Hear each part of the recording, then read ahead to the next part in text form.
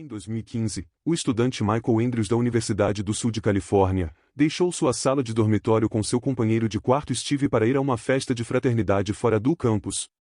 No caminho à festa, Steve se deu conta de que deixou seu telefone no dormitório, mas já estavam no Uber no caminho à festa e decidiram não voltar atrás.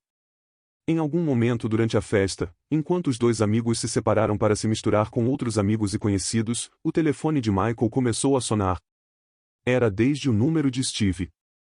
Michael respondeu e ouviu a voz de Steve do outro lado, coberta por uma máscara de estática. Mesmo na festa ruidosa, ele conseguiu distinguir a voz de seu companheiro de quarto dizendo que voltaria para a sala, e a chamada se terminou. Com isso, Michael deixou a festa e voltou ao dormitório do campus, tentando chamar e enviar mensagens de texto para Steve, mas não recebia respostas. Quando Michael chegou de volta à sala do dormitório, não encontrou Steve dentro. Estranhamente, encontrou o telefone de Steve sobre a cama. Ao revisar as notificações na tela, Michael viu as notificações de todos os seus mensagens e chamadas na tela. Não foi até uma hora depois que Steve voltou à sala procurando por Michael, depois de ouvir que havia ido. E foi então que ele disse a Michael que nunca o chamou, e que nunca teve o seu telefone. O que fez isso ainda mais estranho foi que o telefone de Steve não tinha registro de fazer uma chamada para Michael. Sem embargo, o telefone de Michael tinha um registro de receber uma chamada e ter uma conversa de 15 segundos. A companhia telefônica não pôde rastrear uma chamada do lado de Steve e não encontrou ninguém escondido no seu dormitório, nem nada parecido. Em 1970, Donna Lice, de 25 anos, trabalhava como enfermeira na estação de primeiros auxílios de um cassino em South Lake Tahoe, Califórnia. Um dia, o chefe de Donna e seu caseiro receberam chamadas de um homem não identificado que afirmava que ela estava lidando com uma doença na família e estaria fora da cidade por um tempo. O chefe de Donna se mostrou suspeitoso, então contatou sua mãe, que confirmou que a história era uma mentira.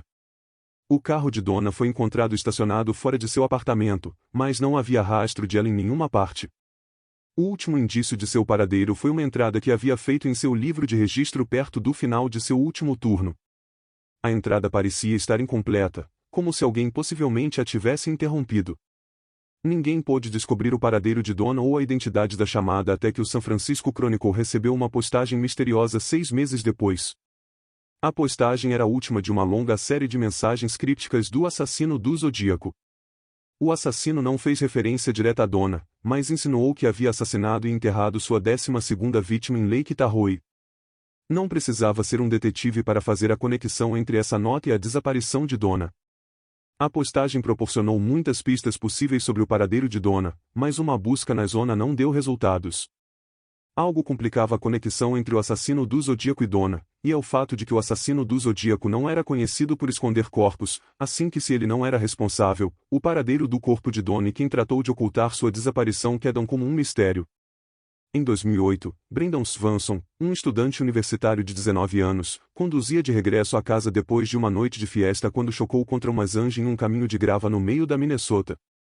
Sabendo quão perigosa era sua situação, e provavelmente consciente de que estava em uma configuração típica de filme de terror, chamou seus pais e pediu que o recolhessem. No entanto, seus pais tiveram problemas para encontrá-lo, e quando chegaram à localização que ele proporcionou, não puderam encontrar seu carro, então voltaram ao telefone por mais de 45 minutos, tentando encontrá-lo enquanto ele descrevia sua localização. Swanson afirmou que podia ver luzes de uma cidade próxima, e se dirigia nessa direção, mas as coisas tomaram um giro para pior quando de repente exclamou: "Oh merda!" Antes de que seu pai pudesse recolhê-lo por usar esse idioma no telefone com ele, a chamada se cortou e isso foi o último que se soube de Brendan. Apesar de que centenas de voluntários e 30 perros procuraram, só se encontrou seu carro. O que aconteceu? O que viu que o fez exclamar: "Oh merda!" antes de colgar abruptamente? Há alguns anos, um usuário de Reddit chamado Stacy Kolupski compartilhou a experiência de seu irmão, que recebia uma chamada em seu telefone celular em torno de 2 ou 3 da manhã todas as noites. Ele respondia a cada vez para escutar um barulho infernal que descrevia como estática misturada com gritos. Depois de um mês disso, decidiu mudar seu número de celular e as chamadas cessaram. Sem embargo, depois de uma semana, as chamadas começaram novamente, com o mesmo barulho à mesma hora. Finalmente um dia decidiu fazer uma chamada de retrocesso e uma pessoa maior respondeu, sem ter ideia do que ele estava falando. Se ele não respondesse, Receberia algumas chamadas a mais, mas nunca deixaram mensagens. Decidiu terminar seu contrato com a companhia telefônica, mudou para uma nova e obteve outro número. Desafortunadamente, o que ele temia aconteceu. As chamadas de estática e gritos continuaram com um breve retraso. Nesse momento, estava aterrorizado cada noite e não sabia por que isso estava acontecendo.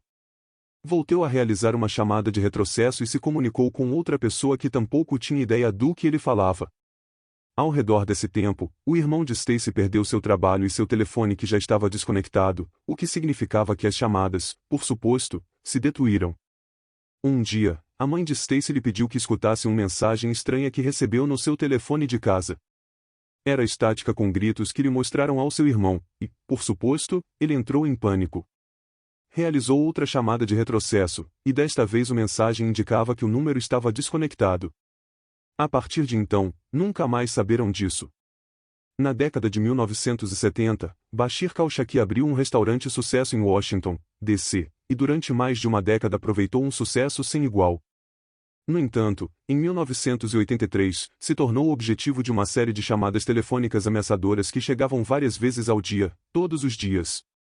Normalmente, o assalto desse tipo eventualmente se detém por si só, já que os assaltantes se aborrem e passam a outra coisa, mas Kalshaki foi assaltado por essas chamadas telefônicas durante quase uma década. O chamador eventualmente foi apodado Elian Fan, que é francês para o filho, em referência à eventual imitação do chamador de uma menina pequena. Qualquer associado com Kalshaki de alguma forma era um branco, desde sua esposa embarazada até os empregados do seu restaurante. O assalto se intensificou um dia quando a estrela de David foi ralhada por todo o Mercedes de Kalshaki. Quando viajou a Filadélfia para visitar a sua irmã, as coisas se empeoraram tanto que sofreu um colapso mental e se internou em um hospital psiquiátrico. Mas ainda assim, as chamadas continuaram chegando ao seu restaurante. O FBI finalmente colocou um rastreio no telefone para confirmar se Elian Fan era uma ilusão ou não, e o que descobriram pôs em perspectiva o quão ruim estava a situação. As chamadas vieram de diferentes cabinas telefônicas com uma frequência tão alta que seria impossível que uma só pessoa estivesse fazendo essas chamadas.